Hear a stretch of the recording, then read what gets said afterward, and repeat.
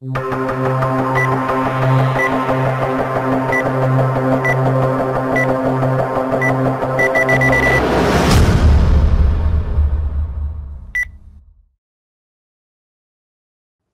video promised to be one of the easiest that I'd ever written, and yet it ended up being one of the most difficult. I thought it would be easy because I summed up, with the help of our buddy John Rettinger from Techno Buffalo, my thoughts on the thing over 2 months ago, and figured I could pretty much point vaguely to my left and say basically that. But it was difficult because now that I've actually been hands-on and using it as a daily driver, I'm finding the 12-inch Retina MacBook early 2015 edition, whatever it's called, man, I hate their naming scheme, a little bit more difficult to hate. A little.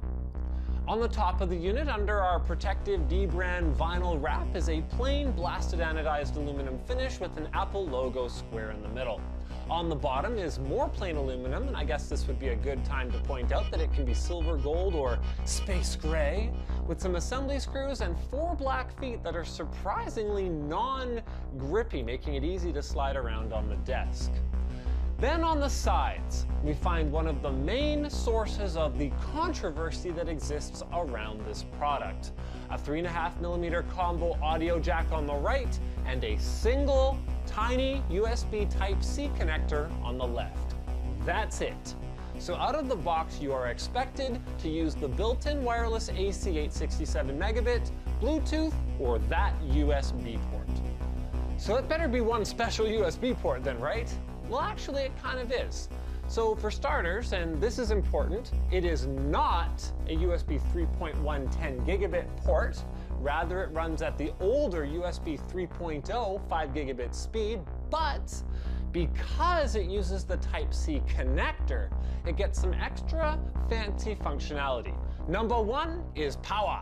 It can both deliver more power than a standard USB 3.0 Type A port, and it can receive power to charge your notebook, which is good because it's sure not getting power from anywhere else. Number two is alternate modes, which use auxiliary pins in the Type-C connector to enable extra functionality like HDMI or DisplayPort video output, with more fancy adapters soon to come. But Linus, you might say, I wouldn't have needed any of that adapter stuff if I just had a MagSafe power connector and a couple of normal ports on it. Lenovo and ASUS managed devices this thin without removing all the ports. Why couldn't Apple do that? Great question. Moving on. The MacBook has a silky smooth, albeit a little bit flimsy feeling, one-finger hinge that opens to reveal some of the actually more interesting things that Apple has done under the hood. I'll start with the webcam. It's a piece of crap, and I'd say Apple's design team should be embarrassed, but this is the same company that put a microphone on the back of an all-in-one PC, so I guess anything goes around there. So let's move on to the display. Why is it that Apple is the only one willing to buck the industry's 16:9 aspect ratio trend and put a 16:10 display on smaller devices where that extra vertical space is a freaking godsend? Thank you, Apple, for the bright, beautiful 2304 by 1440 stunner of an IPS monitor that you've crammed into this device. Since I use a Razer Blade 14 as my daily driver, I instantly started swiping around on it, only to realize that Apple still thinks a fraction of a millimeter is more important than a touchscreen, so the rules are similar to the local strip club. But hey, it's better than a pickle and ice cream sandwich, and I'll take it.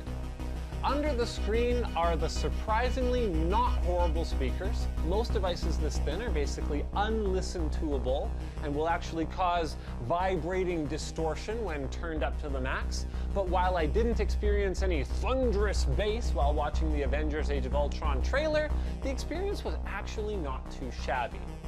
Which leads us finally to the meat and potatoes of any notebook video. What's it like to actually use the thing?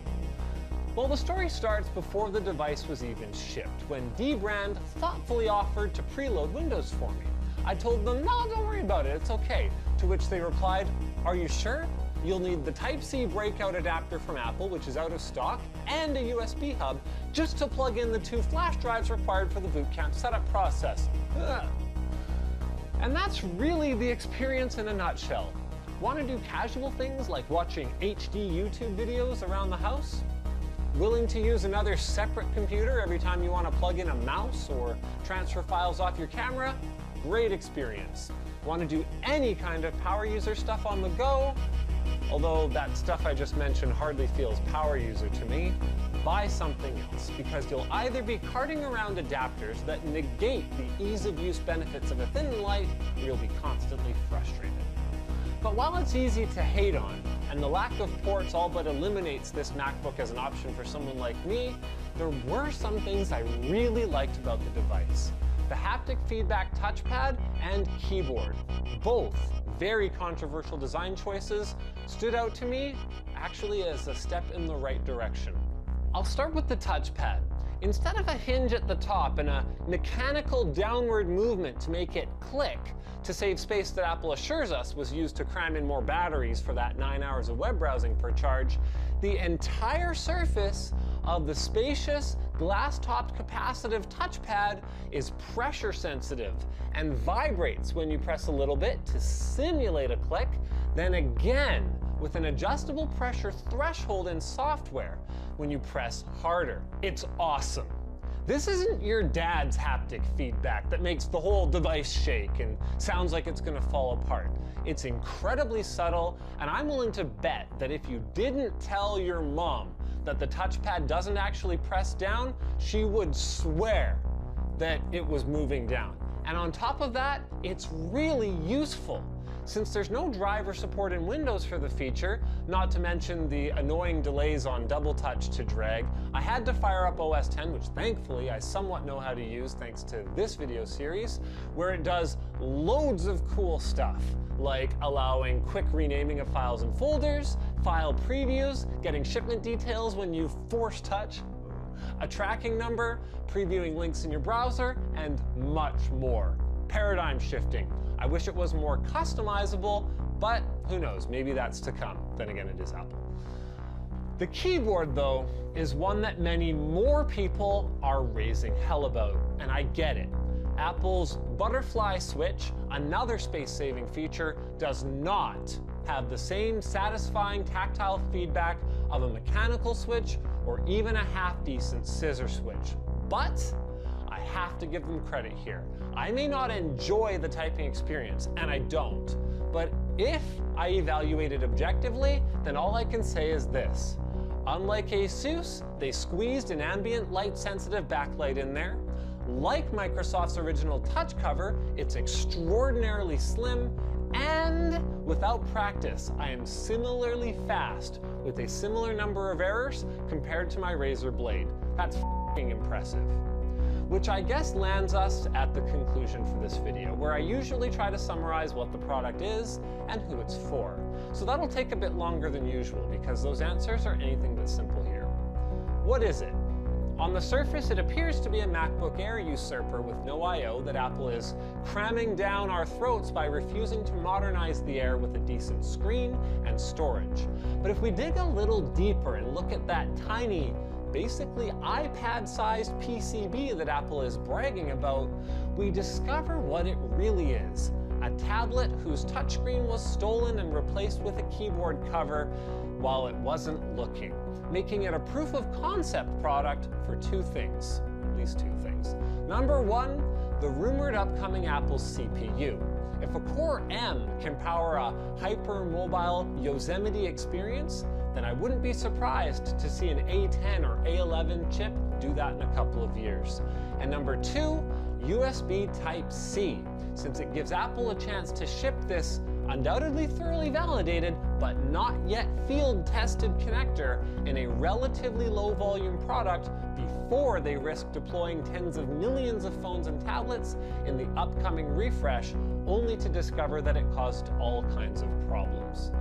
And as usual, the what is it goes a long way towards helping us answer who is it for. Not me, that's for sure.